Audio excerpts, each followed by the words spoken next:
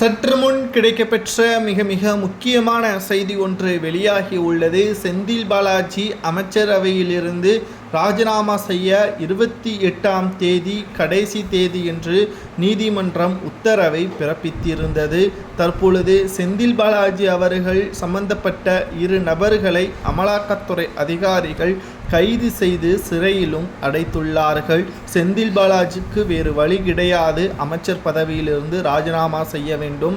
அப்படி ராஜினாமா செய்யப்பட்டால் ஒரு குற்றவாளிக்கு அடைக்கலம் கொடுத்த காரணத்தினால் 2026 சட்டமன்ற தேர்தலில் திமுக படுதோல்வியே தழுவதற்கு அதிக அளவு வாய்ப்புகளும் இருக்கிறது.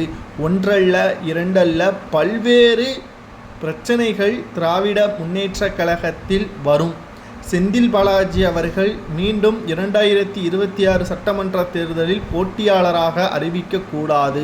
அதாவது அவர் எப்படியும் ஜாமீனில் வரமாட்டார். ஒருவேளை வந்தால் அவருக்கு மீண்டும் கரூர் தொகுதி ஒதுக்கப்பட்டால் நிச்சயம் இதனால் திமுக படுதோல்வியை தழுவி எதிர்க்கட்சி அந்தஸ்தையும் இழக்க நேரிடும். எதற்காக? ஒன்று அதிமுக அல்லது திமுக, இதில் இரண்டில் ஏதாவது ஒன்றுதான் எதிர்க்கட்சியாக வரும் என்று நீங்கள் கேட்கலாம். புதிதாக தமிழக வெற்றி கழகம் உதயமாகியிருக்கிறது. 12% மேல் அதிக அளவு ஓட்டுக்களை பெறும் என்றும் கூறப்படுகிறது. இதனால் தமிழகத்தில் பொறுத்தளவிற்கு அதிக அளவு போட்டியும் இந்த முறை நடக்கும் என்றும் கூறப்படுகிறது. மேலும் செந்தில் பாலாஜி அவர்களால் மட்டும்தான் திமுக ஆட்சி கவிழ்க்கப்படும் என்பதை பெரும்பாலான ஊடகங்கள் கருத்து கணிப்பின் மூலம் தெரியப்படுத்தியிருக்கிறார்கள். மின்சாரத்துறையாக இருக்கட்டும், மதுபான ஆயத்தீர்வாத்துறையாக இருக்கட்டும், செந்தில் பாலாஜி கால்பதித்த அனைத்து துறைகளிலும் பல கோடிகள் ஊழல் செய்யப்பட்டிருக்கிறது.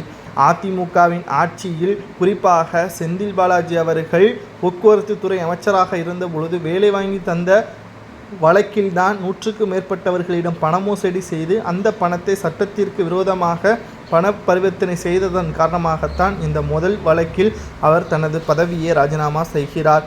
2வது வழக்கு தமிழக தலைமை டாஸ்மாக் அலுவலகத்தில் சுமார் 40,000 கோடி ஊழல் செய்யப்பட்டிருக்கிறது. இது 2வது வழக்கு. இந்த வழக்கில்தான் செந்தில் பாலாஜி அவர்களுடன் திமுகவின் மிக முக்கியமான அமைச்சர்களும் தொடர்பு படுத்தி சிறையில் அடைக்கப்படுவதற்கு அமலாக்கத்துறை அதிகாரிகள் விசாரணையை அதிகப்படுத்தி வருகிறார்கள். செந்தில் பாலாஜி அவர்களிடம் தற்பொழுது அதிகாரங்கள் இருப்பதால் அதை முதலில் பறிக்க வேண்டும் என்று தீவிரம் காட்டிய நிலையில்தான் தற்பொழுது நீதிமன்றமும் கெடு கொடுத்திருக்கிறது. திமுகவில் இருந்து செந்தில் பாலாஜியை நீக்கினால் மட்டும்தான் திமுக பாதுகாப்பான நிலையில் இருக்கும், இல்லை என்றால் அது மிகப்பெரிய ஆபத்தான நிலைமையில்தான் இருக்கும் என்று பலர் கூறுவது சரியா என்பதை கமெண்ட் வாயிலாக கூறுங்கள்.